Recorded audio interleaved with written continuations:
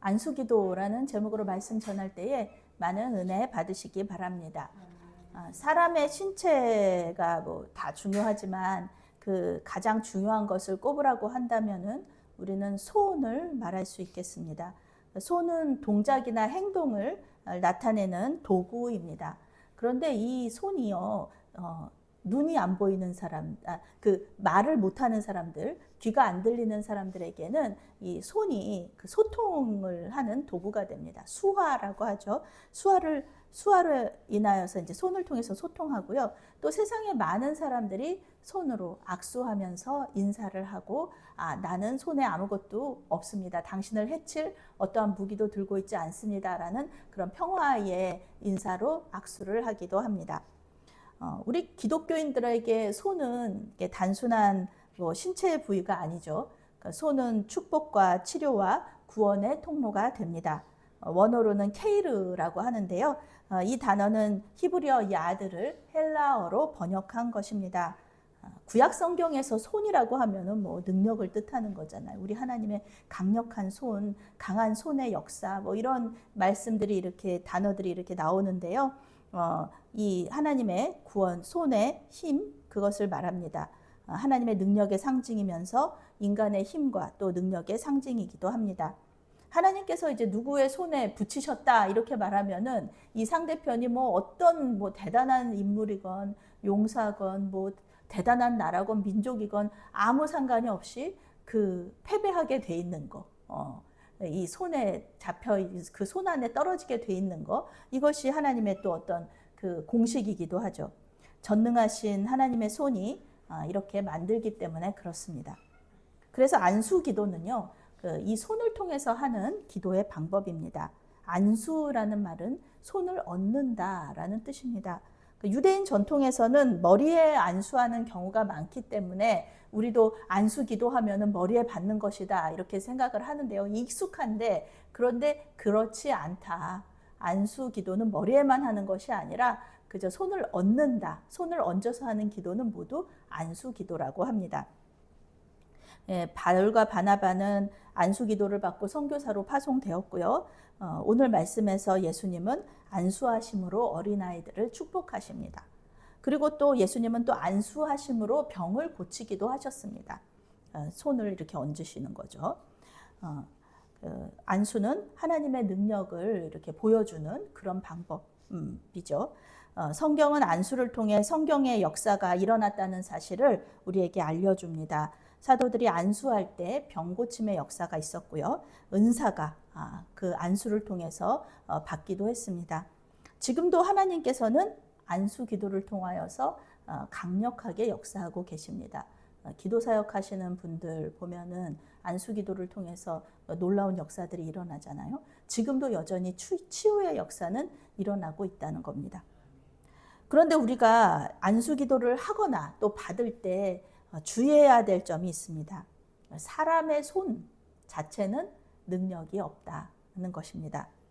부활하신 예수님은 제자들에게 표적이 따를 것을 말씀해 주셨는데요. 마가복음 16장 20절 말씀에서 제자들이 나가 두루 전파할세 주께서 함께하사 그 따르는 표적으로 말씀을 확실히 증언하시니라. 복음이 참이라는 것을 알려주시기 위하여서 표적과 기사를 이 제자들을 통하여서 일어날 수 있도록 해주셨다는 겁니다. 제자들의 손을 통해서 역사하시지만 제자들이 역사하는 건 아니에요. 베드로가 막 죽은 사람도 살리고 사도 바울이 손수건만 이렇게 갖다 대도 그 닿는 곳이 닿는 사람들이 벌떡 일어나고 이런 놀라운 역사가 일어났잖아요. 그렇다고 해서 이 베드로나 사도 바울이 예수님이냐 하나님이냐 아니라는 거죠. 그분들은 전부 다 위대한 예수님의 제자들이었지만 그 사도들이었지만 그들 역시 하나님의 손에 붙들린 도구였다라는 겁니다. 많은 사람들이 이 사실을 잊어버리다가 잘못된 길로 갔어요. 하나님께서는 어느 순간에 어느 때에 사람을 통해서 그 사람을 사용하셔서 역사하시거든요. 그런데 그 사람이 이제 더 이상 역사가 일어나지 않을 때도 있잖아요. 그런데 그것을 계속 그 역사를 일어나게 하려고 사람이 계속 노력하고 어떤 인간적인 방법을 동원해서 그렇게 하다 보면은 이 사람이 이제 잘못된 길로 빠지게 되는 겁니다. 우리는 그런 사람들을 너무나 많이 알고 있어요. 복을 주시는 분은 하나님이시지 사람이 아니라는 겁니다. 그분이 그렇게 놀라운 역사를 일어나게 하는 그런 능력이 있다고 해도, 그런 은사가 있다고 해도 그분 역시 하나님의 손에 붙들린 하나님의 도구에 불과하다는 겁니다. 오늘 예수님은 어린아이들에게 안수하시고 축복하셨습니다. 우리 예수님이 하시는 거가 정말 대단하고 놀라운 것이죠. 이 장면에서 우리는 안수기도를 받는 간절함, 또 지나친 열광주의, 그런 거 보이지 않아요. 오히려 어린아이들에게 손을 얹고 안수하시는 주님의 사랑과 평안함을 느낄 수가 있습니다. 어린아이의 원어적인 의미는 아주 어린아이, 갓난아기를 의미합니다. 이 아기들은 안수를 통해서 뭐 내가 병고침 받아야지, 내가 뭐 문제 해결 받아야지, 이렇게 아기들이 예수님한테 안수받은 거 아니에요. 그냥 예수님의 그 손길 안에서, 예수님의 품 안에서 평안함과 그 손길을 이렇게 받고 있었던 거죠. 우리가 그 장면을 상상하면 너무 아름답고 평화롭지 않습니까? 예수님께서 어린 아기를 품에 안으시고 이렇게 안수하여 주시고 기도해 주시는 걸 보면은 참 아름답다, 감사하다, 또 은혜롭다, 이렇게 우리가 생각할 수 있다는 겁니다. 안수 기도를 통해 우리를 사랑하시고 불쌍히 여기시는 하나님의 손을 경험한다는 것은 좋은 겁니다.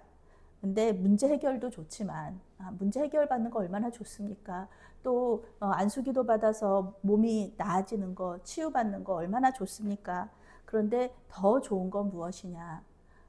기도를 통해서 주님을 만나고 주님께 나아오고 또 주님의 사랑의 손길을 받을 수 있다는 거, 그것이 정말 좋은 것이죠. 목사가 되고 나서 제가 안 하는 것 중에 하나가 이 안수기도를 받는 것입니다. 생각을 해보니까요, 말씀을 준비하면서 생각을 해보니까 제가 목사 안수를 받을 때, 그때 이제 안수 받고 그 다음부터는 한 번도 안수를 받은 적이 없는 것 같아요. 사실 목사들에게 안수 기도를 할 기회는 여러 번 있습니다. 그런데 그 안수 기도를 받을 기회는 많지가 않다. 안수 기도를 할 때는 받는 성도들이 복 받기를 간절히 정말 원하는 마음으로 안수 기도를 합니다. 하나님께서 저를 사용해 주셔서 성령의 역사가 일어나기를 간절히 바라는 마음으로 기도합니다. 특히 이제 지금은 이제 수능 시즌은 아니지만 이제 수능 시즌일 때는 정말 이 학생이 기도를 받고 좋은 대학에, 자기가 바라는 대학에 합격했으면 좋겠다 하는 간절한 마음으로 안수 기도를 해주기도 합니다. 그런데 그 결과는 제가 책임지는 부분이 아니죠. 그는 또 하나님께서 역사하시는 부분입니다. 기도는 분명히 우리에게 영적인 유익과 진보를 가져다 줍니다.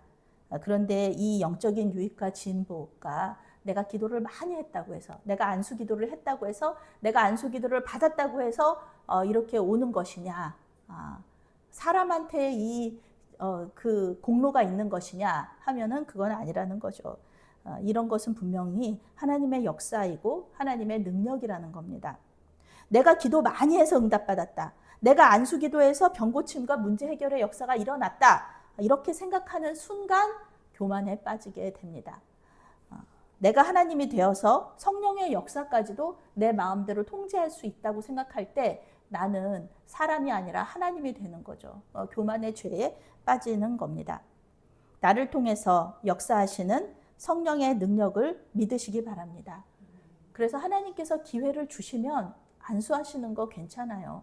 안수 기도를 통해서 하나님의 놀라운 역사를 보여주시는 거, 복음이 참이라는 것을 알려주시는 거 좋습니다. 복음이 참이라는 것, 세상에 보여줄 수 있는 능력, 안수 기도를 통해서 일어납니다. 할 수 있어요. 오직 주님의 이름만 높이는, 그것이 중요하죠.